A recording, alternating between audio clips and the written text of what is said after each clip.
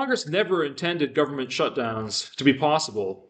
This is an excerpt from my book, Fiscal Democracy in America. It's especially timely. I shall read it to you now. A better start would help, but Congress has trouble completing the budget process.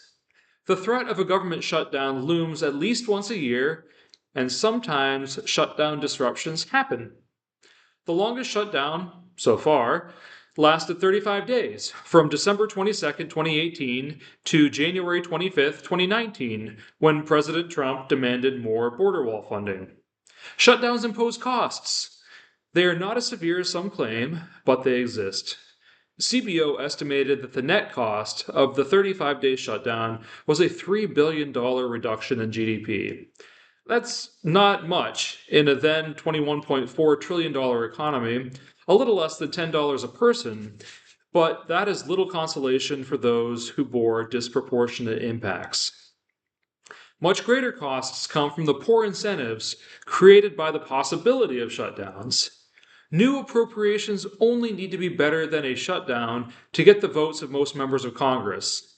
Leaders and senior appropriators have maximum leverage just before Christmas when they can get colleagues to vote for massive consolidated omnibus appropriations bills without time to review, and often with extra goodies for their drafters. These bills are full of bloat and other waste to avoid upsetting the many special interests with fingers in the appropriations pot and who are always ready to blanket Congress with complaints. In the meantime, agencies are stuck in limbo for at least 2.5 months between the new fiscal year and the pre-Christmas omnibus. Sometimes they wait much longer. The average duration of continuing resolutions has been 150 days per fiscal year for the last 2 decades, more than 40% of the fiscal year. See the bars in figure 10.5. By contrast, Rhode Island, that line in figure 10.5, has had comprehensive automatic continuing appropriations for generations. It almost always completes its budgets close to on time. The exception that proves the rule was when they waited to wrap up the fiscal year 2021 budget to see if Congress would throw more pandemic relief their way. Congress did. Days later, Rhode Island's budget was law. If, however, even without new legislation, spending would automatically continue at the same nominal level, the new legislation would have to be better than the status quo, as figure 10.6 illustrates. Making sure many more members would have a chance to shape the legislation, like with the comprehensive budget, would help it succeed and would be an essential culture change toward inclusive deliberation. Preventing shutdowns would gently encourage Congress to clean up the budget. We know this from experience. States that have automatic continuing appropriations spend slightly less per capita. Some appropriators assert that without the risk of shutdowns, Congress would never enact new appropriations. That is wrong. Yes, today's strategy of jamming other members would end. Congress has many reasons to enact new appropriations, especially for defense and foreign affairs. On the other hand, some members try to leverage the threat of shutdowns for policy concessions they never get. The 2013 over defunding Obamacare did not defund Obamacare. The 2015 fight was about defunding Planned Parenthood, which still gets funding, although paused from the reconciliation. Even President Trump could not leverage the 2018-2019 shutdown to get Congress to fund the border wall. It simply does not work, but too many still fantasize that it could.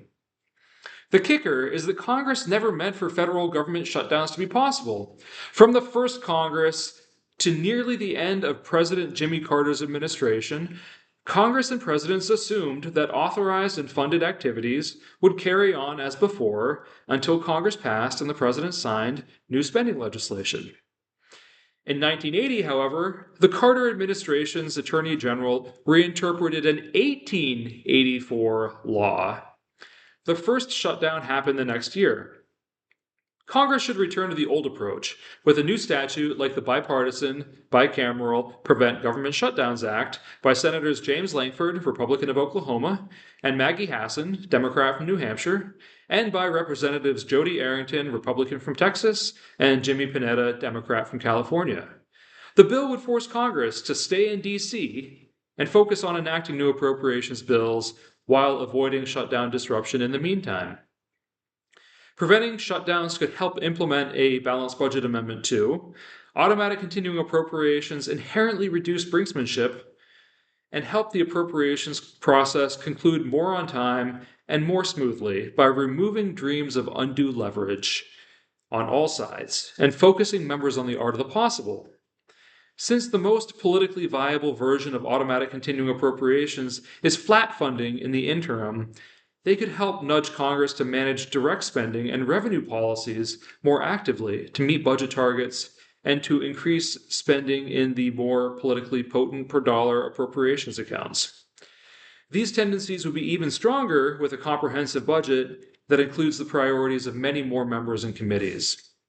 The bifurcated congressional budget process promotes partisanship and polarization while failing to help fix fiscal imbalances and other well-known problems, like shutdowns. So this has been an excerpt of Fiscal Democracy in America, focused on shutdowns and how to prevent them. There's a lot more here.